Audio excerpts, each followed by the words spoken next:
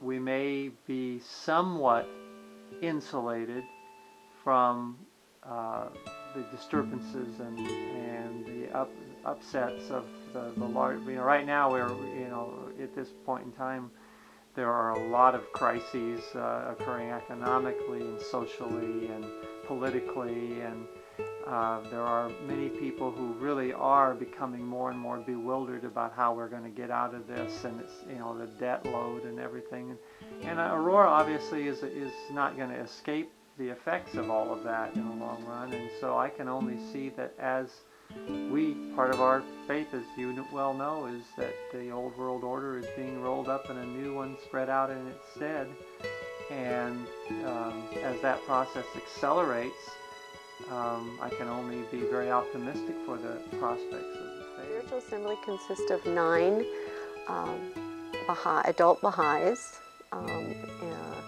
and their function is basically to act like the parent, if you will, of the Baha'i community, to oversee all the activities and handle the fun, education, community outreach. Just basically oversees the community. And what else is in assembly? Well, it is.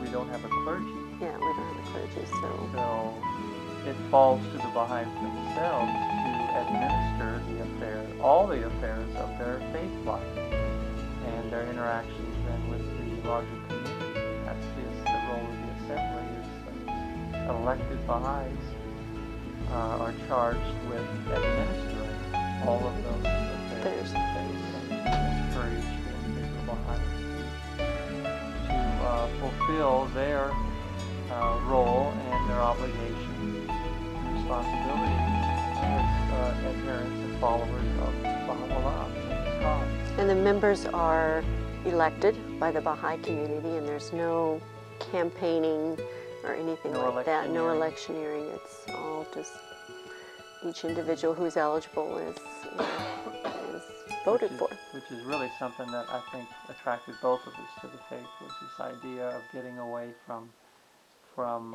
this self-promotion that is so rampant in the culture, and money talks, and it's the antithesis.